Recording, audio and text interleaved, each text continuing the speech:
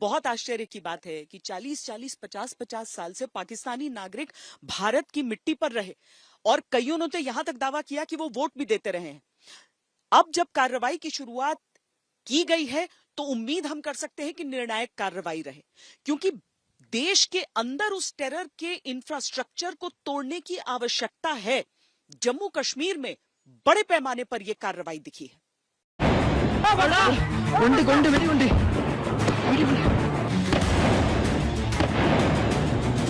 पहलगाम में हमला और उसके बाद भारत ने छेड़ दिया आतंक के खिलाफ निर्णायक जंग। न सीमा की चिंता, न किसी चेतावनी की जरूरत। गोली का जवाब गरजते बमों से दिया गया।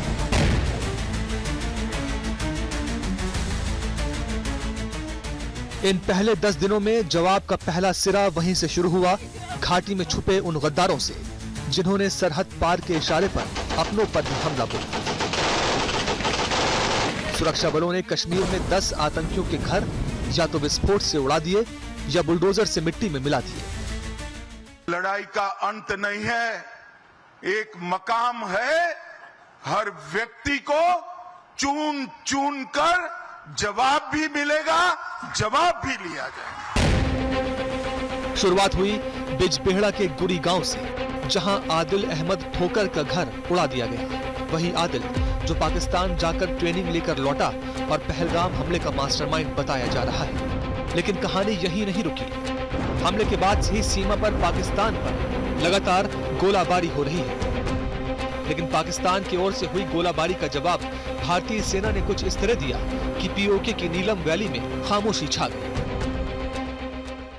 कि कुछ ही साल पहले, सिर्फ 3 साल पहले केरन को पर्यटकों के लिए खोल दिया गया था और बॉर्डर टूरिज्म के नाम से काफी ये फेमस जगह हो गई थी। लेकिन अब जो है, जब से पहलगाम में आतंकी हमला हुआ है, उसके बाद यहाँ से किसी भी सिविलियन को आगे जाने की इजाजत नहीं है। इधर नीलम वैली, लीपा वैली और वहां पर वो लॉन्च पैड्स जहां से लाइन ऑफ कंट्रोल के जरिए आतंकवादियों को भारत की सीमा में दाखिल कराने की कोशिश पाकिस्तानी सेना भी करती है, फायरिंग करके। तो वो जो लॉन्च पैड्स हैं, उससे आतंकी कहीं इस तरफ न भेजे जाएं, क्योंकि ट्रेनिंग वहां संभव हो पाती है पाकिस्तान द्वारा। पाकिस्तान वहां पर ट्रेन करके कोशिश करता है कि किसी तरीके से घुसपैठ करा के भारत की सीमा में दाखिल करा दे, लेकिन भारतीय सेना इस ओर पूरी मुस्तैदी से तैनात रहती है।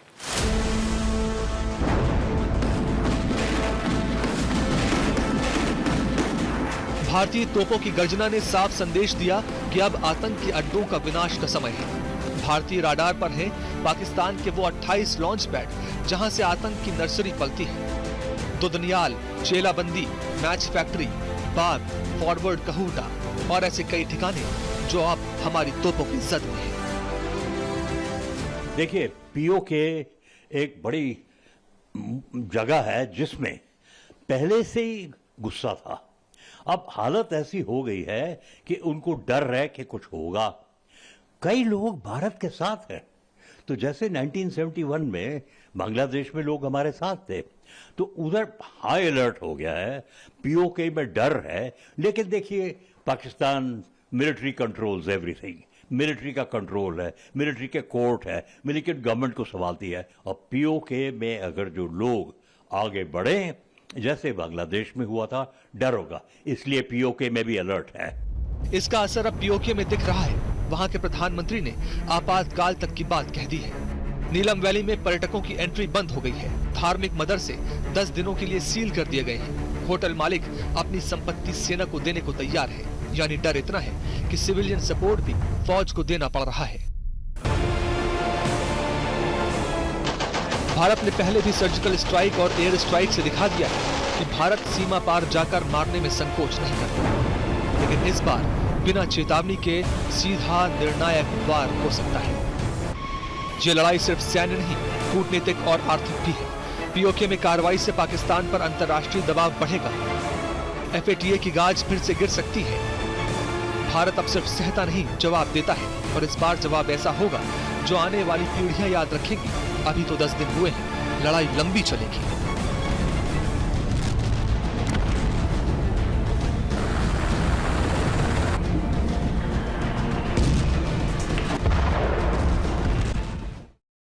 पहलगाम पर बार जब वो क्रूर, निर्मम, बर्बर आतंकी हमला हुआ, उसके बाद से भारत की तरफ से यह स्पष्ट रहा कि दुनिया के सभी देशों को इसके बारे में सूचित किया जाए।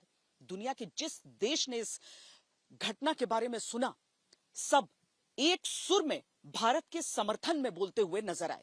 पाकिस्तान की मुसीबत इस समय यह भी है कि वो चाहता है कि दुनिया में कोई तो ऐसा देश हो जो उसके साथ खड़ा रहे। ये जो कूटनीतिक लड़ाई है, इसमें भारत बहुत बढ़त हासिल कर चुका है।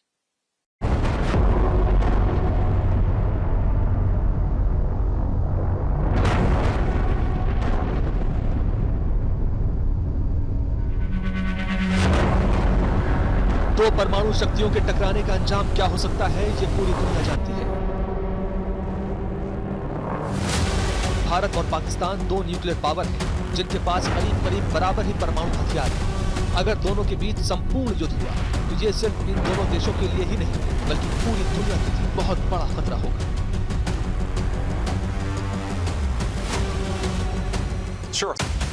देश कोई भी हो, भारत और पाकिस्तान को संयम रखने की सलाह दे रहे हैं, लेकिन पहलगाम हमले की निंदा लगभग हर देश कड़े शब्दों में कर रहा है। पहलगाम हमले के बाद प्रधानमंत्री मोदी ने कहा, मिट्टी में मिला देंगे। दुनिया की तमाम शक्तियों की आवाज आई, हम भारत के साथ हैं। अमेरिका से डोनाल्ड ट्रंप, ऑस्ट्रेलिया से एंथनी एल्बनीज, नेपाल से केपी शर्मा ओली, मॉरिशस से नवीन राम गुलाम, इजराइल से बेंजामिन नेतन्याहू, जॉर्डन से किंग अब्दुल्ला, जापान से शिगेरू इशिबा, फ्रांस से इमैनुअल मैक्रो, इटली से जॉर्जिया मेलोनी, मिस्र से Abdel Fattah el Sisi, Iran, UAE, सऊदी अरब, यूएन, सब ने आतंक के खिलाफ भारत का समर्थन किया है।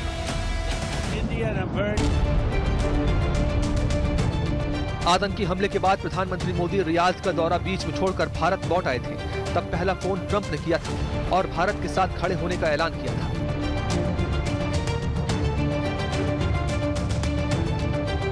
रूस बार बार चेता रहा है कि भारत इस बार कुछ बहुत बड़ा प्लान कर रहा है, यानी इस बार भारत का गुस्सा झेल पाना पाकिस्तान के बस में नहीं होगा। हर एक दुनिया में 18 लीडर्स प्रधानमंत्री से बात की है, परमाणु हथियार है पाकिस्तान को। तुलसी गबार्ड जो CIA की हेड है, उन्होंने भी हमदर्दी दिखाई। काश पटेल अमेरिका में FBI के हेड, वो इंडियन है लेकिन अमेरिकन है, उन्होंने भी दिया। लेकिन ट्रंप साहब ने क्या बोला है, they will sort it out by themselves, मतलब हल आपस में करेंगे। तो उस हौसले से पाकिस्तान की आर्मी सीज फायर को कह रहे हैं रद्द करेंगे, और जो इंडस वाटर ट्रीटी पे डरे हुए हैं, तो क्रॉस बॉर्डर आर्मी के हाथ में है। वो कह रहा होगा कि लगा दो गोली, क्रॉस बॉर्डर फायरिंग करो, LOC को परवाह मत करो। ईरान पहले से ही भारत पाक के बीच मध्यस्थता की पेशकश कर चुका है, लेकिन अब उसका साफ स्टैंड है, जो भारत करेगा हम उसके साथ हैं।